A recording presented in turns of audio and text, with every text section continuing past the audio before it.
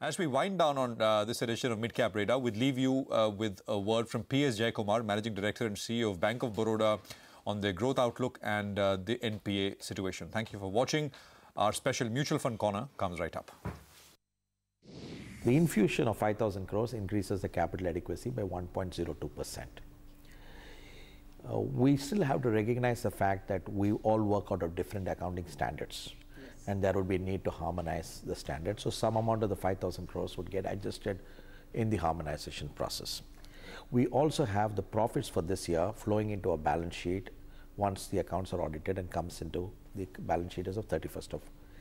We're also planning to raise about 1,500 crores or thereabouts through 81. The weighing down of the margin has largely been because of non-performing assets. The ratio of non-performing assets to performing assets is continuously declining because the new assets are performing far better. That should result in margin improvement. We should also see some margin improvement in our international business, though that by itself is only 25% of a balance sheet, so we should see that. So I expect the margins to remain consistent or go up for the only reason that the percentage of non-earning asset as a percentage of the total asset is reducing. Personally, it's not a problem choice for me. If somebody were to say, stay for one more year, you've gone thus far, you can go more, it's a logical decision to say yes and go on. But we have to ask this question from an institution's perspective. The real question to ask is that if there is an alternative candidate who is better, what is the right thing to do? And if that alternative candidate has got 5 more years to go, I think it's the right time to hand over the baton.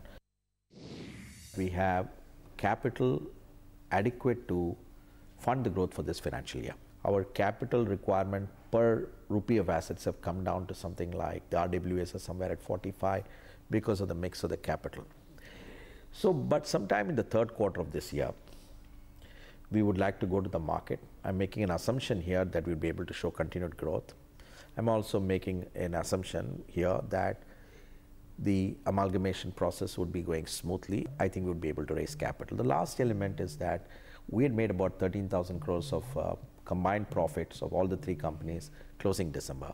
Just taking that number and extrapolating it further, I would think we would make an operating profit anything between 18 to 20,000 crores next year.